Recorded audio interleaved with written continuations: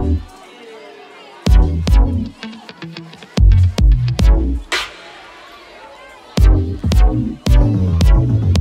on, turning the page. New spot, she's burning the sage. If he knocks, she'll turn him away. Said he's never begged, well he's learning today. That's it. Been living with less than a bit. Off a wish to make the wrong thing fit, but his hard head stick and the stars don't mix and his heart don't tick like hers so quick when it fills up. Or when it's real, she a real one. Yeah, had a deal, now the deal's done. Time to get a feel for the action. Ich hab's mit Spannung verfolgt, jede Folge Octagon Challenge. Wirklich? Du bist dabei, ja? Ich habe jede Folge bis jetzt. Hast du meinen ersten Kampf? Natürlich. Ehrlich gesagt, weißt du was blöd war? Ich bin da drüber geflogen und ich hatte ja gleich den ersten Kampf und das waren wirklich 3 Tage oder so. Ich habe die Trainer nicht gekannt, mein Gegner auch nicht. Du kannst dich gar nichts vorbereiten. Das war so, du machst dir eine Challenge und dann sagen sie einfach, du kämpfst gegen den. Und du hast genau einen Tag vorbereitet. Und deswegen habe ich so scheiße gekämpft. Ich bin reingekommen und ich weiß nicht nervös, ich war irgendwie nicht da. Und davor noch Interviews, Fotos, das sind Sachen, die du nicht gewohnt bist und dann musst du kämpfen. Und das war für mich urscheiße. Schaut, das sind meine Schüler mit Gips. Na warte, nein. Ganz schöner Superstar. Denk mal urschön, Selim kommt in mein Training, er mag mich ur. Er kommt nur her wegen Fernsehteam. Octagon ist heute gekommen, Octagon Filmteam, um mich zu filmen, wie ich lebe, wie ich trainiere, wie ich das mache, das Ganze, die Vorbereitungen für meine Kämpfe. Und coole Sache, die sind extra hergekommen, damit sie mich einen Tag filmen, einen Tag verfolgen, wie ich trainiere. Jetzt fange ich mal bei Markus an, mit Ringen heute, später Petz mit Philipp. Und ja, so sehen die, was ich mache, wie ich lebe, damit die Zuschauer auch wissen, was für einen Charakter wir haben, wer wir sind. Nächste Frage, glaubst du, haben die bessere Kamera als ich? Nein, ich glaube nicht, nee. Wie fühlt sich das an, wenn mal wer andere im Mittelpunkt steht? Ich gönn's ihm überhaupt nicht, Bro. Ich gönn's ihm noch weniger, als ich Starko gönn. Das sagt schon viel. Es reicht nicht, wenn nur ich viel habe, die anderen dürfen noch nichts haben. Dann bin ich zufrieden. Fame ist das Einzige, was weniger wird, wenn man es teilt. Du kämpfst gegen einen Typen und davor chillt ihr zusammen in der Küche, kocht miteinander. Weißt du, war das seltsam für dich, oder? Das war schon sehr komisch. Weil am Vortag haben wir zusammen gekocht, gegessen, beim nächsten Tag kämpfst du gegeneinander. Das ist schon blöd. So habe ich mich reinversetzt. Ich bin auch so, dass ich auch meinen Sparringspartner reinfetze. Mir ist jeder scheißegal, ihr kennt mich eh. Und da habe ich mir gedacht, die kenne ich auch und mag ich und ich kann das eh umschalten. Und deswegen war das für mich gar nicht mal so schwer. In dem Moment, wo ich drin war, okay, ich habe ihn kaputt. Das mache ich sowieso immer. Das ist mir egal, wer vor mir steht.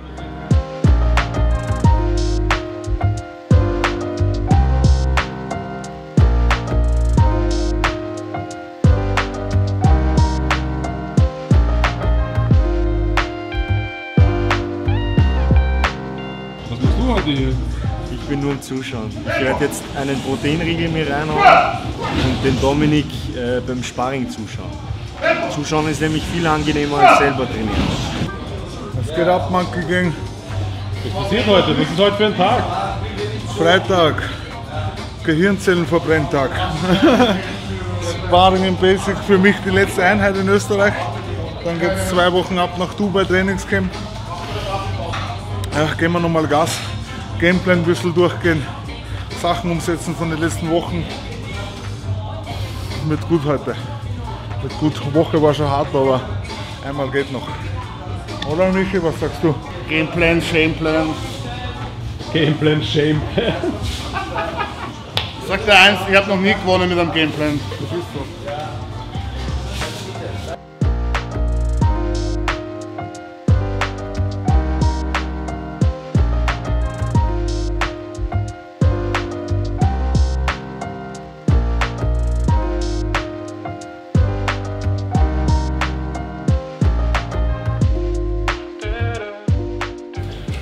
Hallo liebe Freunde, ich melde mich hier aus der Höhle des Starko.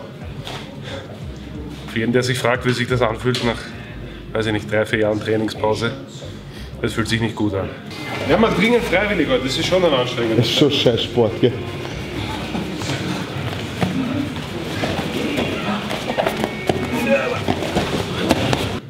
In jedem Video, wo man mich sieht, komme ich aus einer Trainingspause. Gell? Man hat noch nie gesehen. Ja, noch nie was so. Fit bin, hey, ich bin mega fit, Alter.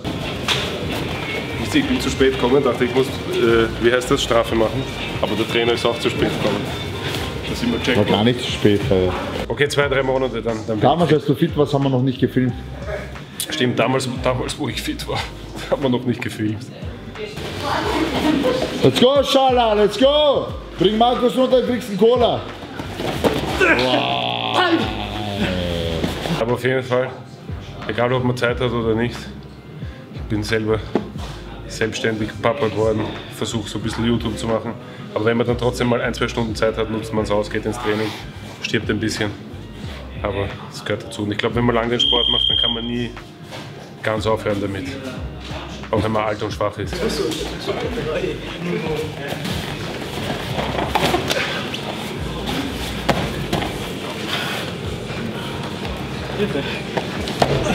Gib dir dieses Bein, Alter. Oppa.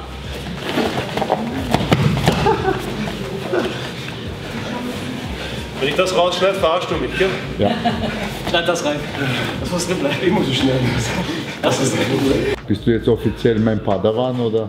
Jetzt bin ich offiziell dein Padawan, ja? Ich trete zurück als Meister. Als Meister und begebe mich in die Hände von meinem behinderten Schüler. Ich bin ganz schön schwach geworden. Du bohrst in meine Knochen rein und gleich. Pause, atmen, dann der andere Partner. Meine einzige Chance, ich muss einmal zumachen. Ja, aber deine Ich habe nicht die Kondi, dann wieder was zu machen. Also für alle, die lange Pause gemacht haben und wieder anfangen wollen.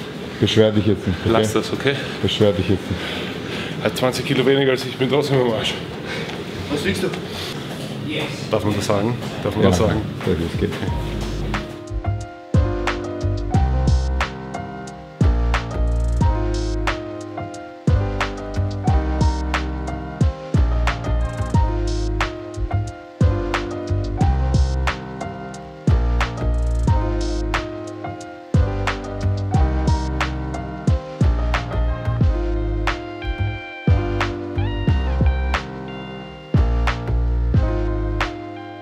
Der Moment, als das passiert ist, war es auch nicht so der extreme Schmerz, es war mehr der Schock, weil ich habe wirklich gespürt, dass der Oberschenkel vom Unterschenkel sich so irgendwie separiert und wieder reingeht.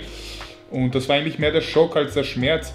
Meine größte Angst, wenn ich jetzt kämpfe, ist nicht, dass ich jetzt Angst vom Gegner habe oder Angst vom Verlieren. Die größte Angst ist einfach, in den Kampf reinzugehen und sofort den Kampf irgendwie blöd oder zu verlieren und ich nichts zeigen kann, was ich in den Monaten aufgebaut habe. Das ist, aber ja. Mit Alex arbeiten ist natürlich jetzt wieder mal eine Herausforderung, weil das noch einmal ein Level höher ist. Ja. Aber ich glaube, das kriegen wir ziemlich gut hin, das Ganze. Also es schaut jetzt schon sehr gut aus, aber das ist auch sein Trainingszustand, den er vorher schon gehabt hat. Man sieht es bei den massiven Oberschenkeln, die er hat und die er wirklich hat. Ja.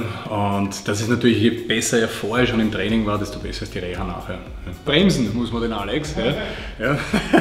Er lacht da hinten. Den muss man viel mehr bremsen. Weil wenn ich zu ihm sage, er soll ein paar Mal Wadenheben machen, macht er gleich 300 Stück. Ja. Es ist gut, es ist super, dass er das tut, aber ja, ich glaube, ich bin auch ein bisschen der Bremsblock und das gehört auch mal dazu. Ja. Also ein bisschen die Leine noch halten. Ja. Er ist ein cooler Typ. Ja. Also er ist wirklich lässig, cool, ruhig und das ist was ich echt lässig finde für jemanden mit Kampfsport. Ja. Also ein in sich ruhender Typ und das muss ich sagen, Alex, Hut ab. Ja. Ich bin richtig happy darüber, was ich schon machen darf. Heute sind es genau 11 Tage nach der OP. Ich darf nur mit einer Krücke gehen, was schon ein Riesenvorteil ist. Ich bin richtig happy mit dem Verlauf und ich kann es kaum erwarten, wieder zurück auf die Matte zu kommen, weil so einen hungrigen Alexander Rakic habt ihr noch nicht gesehen. Waren die Pflaster dein spezieller Wunsch?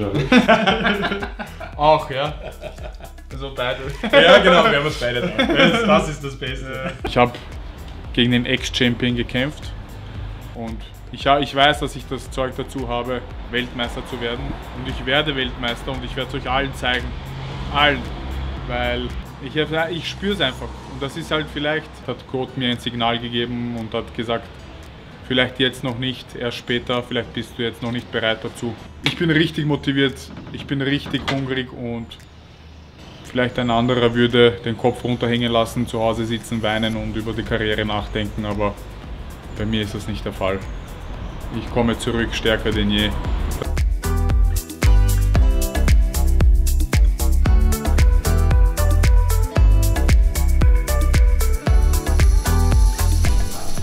Kommen wir ins Foxstürm. Ich glaube, Darko trainiert nur brav. Schaut, was er macht. einfach Foxgym ist Wellness-Tempel geworden. Ein paar Lieder auf jeden Fall. Also, Darko, ist das dein Training? ja. Ist das die Wettkampfvorbereitung? Kannst du irgendwas machen, was ihm richtig wehtut? Alles. Filmst du gerade Dorsch? Nein. Boah. Das sind halt manche Punkte, die sind halt. Ja, ich merk's gerade, Alter. Brandmark. Boah. Gibt's dir was beim Entspannen? Ein bisschen. Unser Freund Alper, Was geht ab? extra aus Mannheim kommen. Ja, wenn du länger bleiben würdest, Alter, können wir dir ein bisschen die Stadt zeigen. Ah ja. Ab hier oben fängst du, ne? Boah. Genau.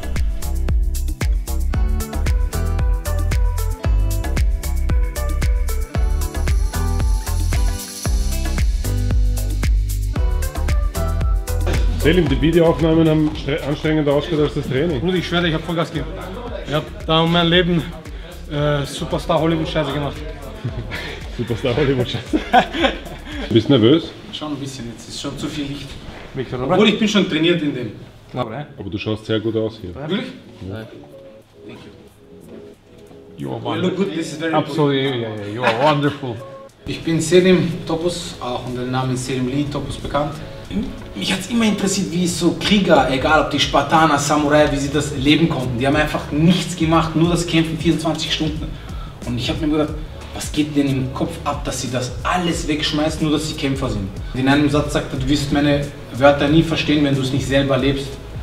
Und dann hat es bei mir Klick gemacht.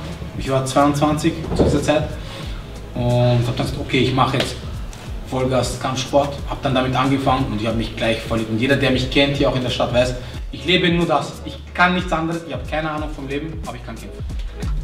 Yeah, but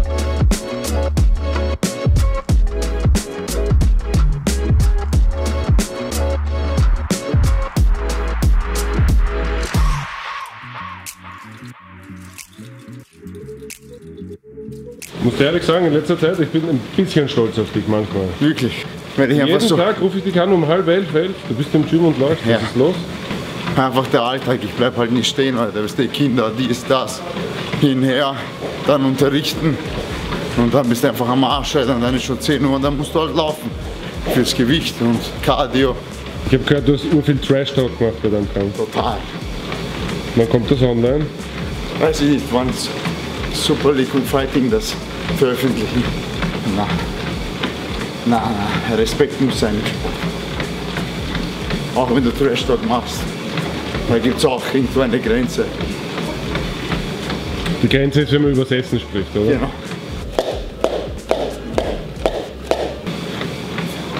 Was sagst du, Alex? Boah, bitter. Das ist einfach bitter. Wenn du so verlierst, dann ist besser, du gehst irgendwie K.O. oder so, aber durch so etwas. Aber er kommt zurück, er ist motiviert. Ich glaube, ab der 3. Runde hat der Rakic aufgedreht. Und hat ihn dann, glaube ich, aufgefressen. Stell dir vor, es gibt jemanden, der so ein Fan von dir ist, dass er einfach deinen Namen hat, nur einen Buchstaben vertauscht. Er heißt einfach Danko. Wie viel Zeit haben wir noch bis zum Kampf? 5 Wochen. Wie läuft die Vorbereitung? Gut. Ich bin eigentlich schon mega, ich kann dieses Wochenende kämpfen. Bis auf das Gewicht. Ich muss noch ein bisschen runter. Jetzt fahre ich halt 4 bis 5 Mal die Woche in die Slowakei und spar dort. Trainiere dort mit Thomas Dick, Ludovic, Buchinger, mit guten Leuten, um mich gut vorzubereiten. Don't be afraid of the dark. Be careful with stars. Not every light is gonna guide you. Not every light is gonna guide you. Yeah, when I blow up, I'ma soar high like Peter Pan. In real life, be living out my dreams. If I'm waking up, it's in a foreign land. Whole wrist covered up in ice. Dealership, never ask the price. I hit the molly ball with my dogs. Yeah, I swipe it once without thinking twice. Cause this what I was made for. Man, I know this what I came for. On a big stage, couple thousand people, and they do. Wie fühlt sich so? Hast Bock wieder nach der langen Zeit zu kämpfen, oder? Ja, das schon. Bist nervös? Nein, gar nicht. Lampenfieber? Dafür, dass ich lange nicht kämpft habe, bin ich gar nicht mehr nervös. Kribbelt ein bisschen den Anus? Nein, gar nicht. Gar nichts kribbelt. Ich freue mich nur ein bisschen. Was ist Darko? Schäm dich nicht. Ich schäme mich auch nicht. Ich habe den besten Coach und ich habe den besten Namen. Be afraid of the dark. Be careful with stars.